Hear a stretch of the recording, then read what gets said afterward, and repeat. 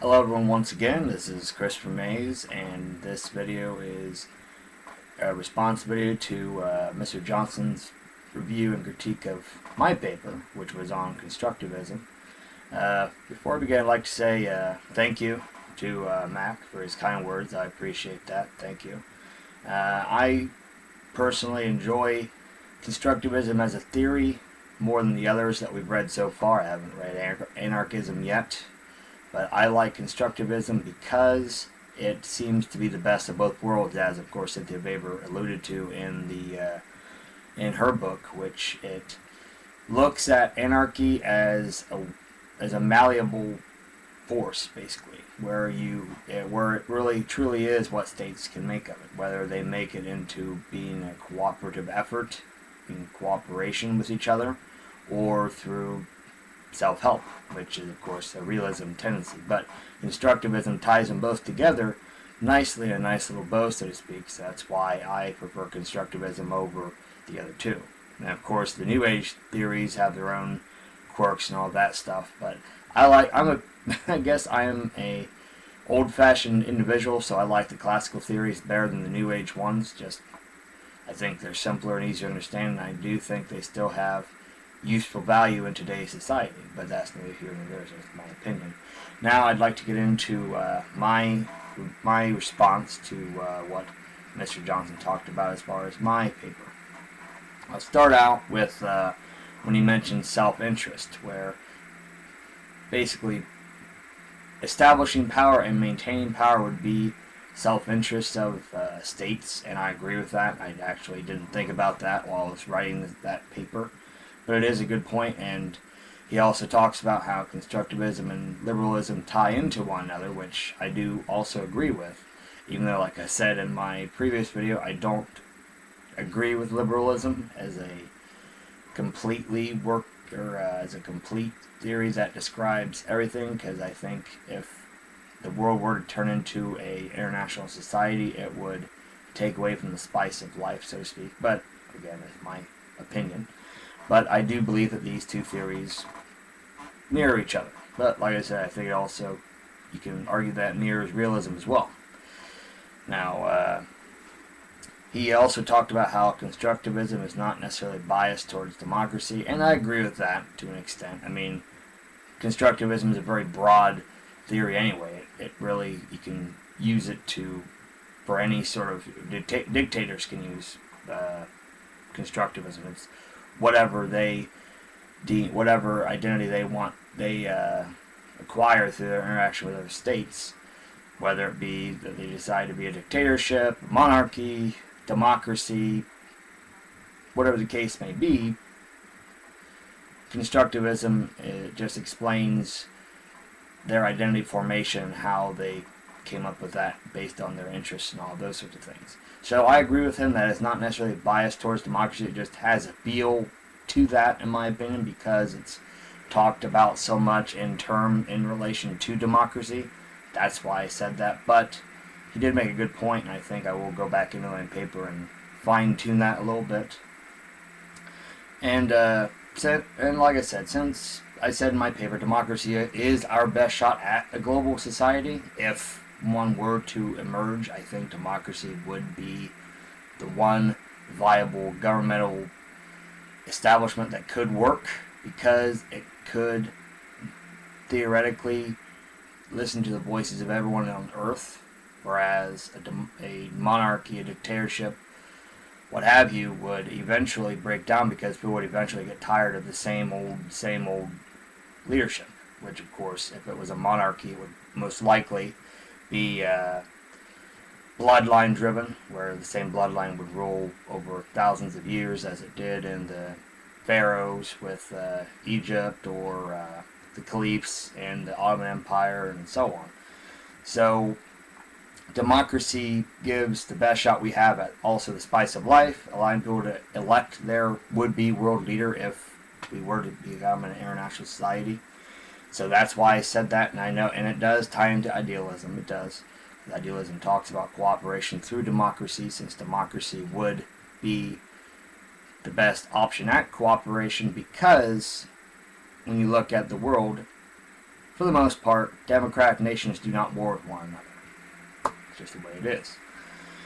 Now, he also talked about how other countries do still research IR theory, even though it's tilted towards West, but not completely pro-West. And I agree with that. I mean, I guess it was kind of cynical of me to say that it was purely a Western research topic, and I guess in the back of my mind I knew it wasn't, but in the forefront of my mind I was like, well, it just has that feel of, because there's so many Western type scholars that study it, you don't really hear about scholars from the Far East or the Middle East, for instance, talking about it. Even though I know they have researched it in the past, it just, you don't see a whole lot of people from those areas publishing work, or at least not published in this part of the world, I should say. But he's right. I know it's not completely pro-West. Again, I guess it's my cynical view of, or I guess maybe it's my westernized bias for this theory that caused me to say that. But I will also go back into my paper and fine-tune that as well, because it is not just pro-West. I do agree with that.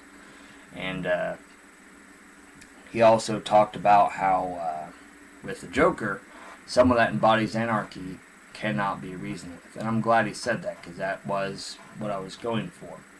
Whereas the Joker did represent anarchy, how we think of it as. I think of anarchy as the unknown. And I know in realism, Cynthia Baber talked about that in relation to Lord of the Flies, where the beastie it represented the unknown, the fear of the unknown, if you will.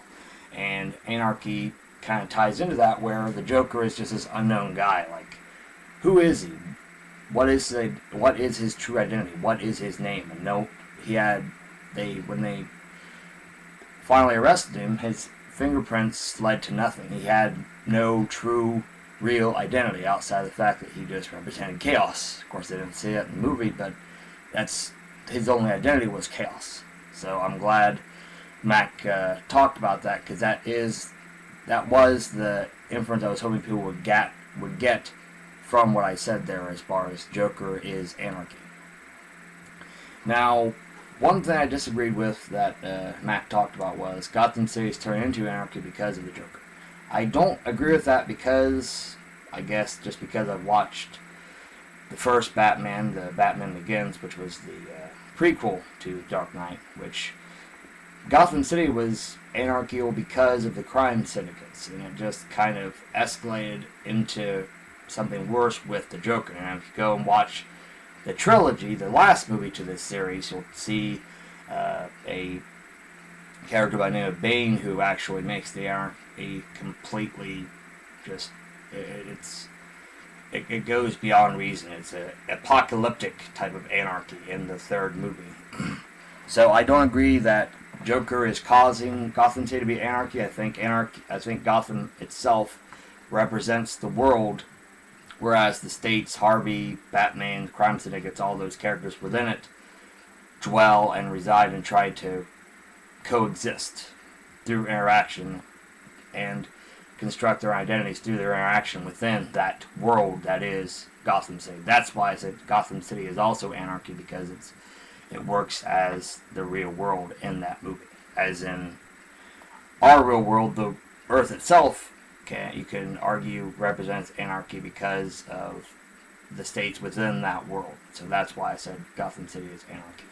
I respect what Max said, but that I don't agree with. But anybody can make their inferences about my paper, and I encourage that, and I like hearing different perspectives of what I've said. That's why I like this assignment.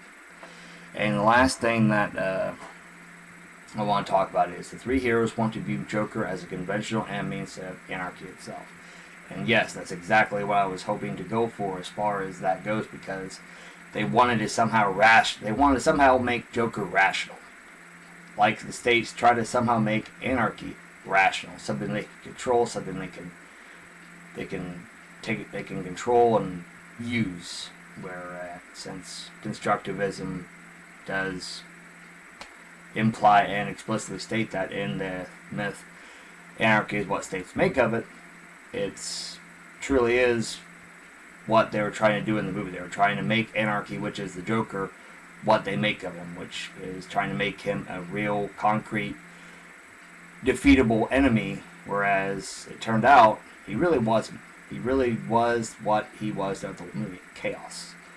How he turned Harvey against everyone. And then it turned out that Batman and James Gordon had to fight a war on three fronts, which of course, go through any era in history, no one has ever won a war on three fronts. Look at Napoleon, look at Hitler, look at, I'm sure Genghis Khan tried to do the same.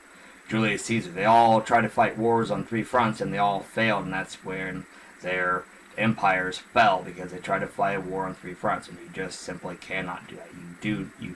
No one has the resources to be able to do that, including the heroes in this movie, especially when they thought they had a ally in Harvey. When he turned on them, it also crippled what they were trying to do on top of everything else. So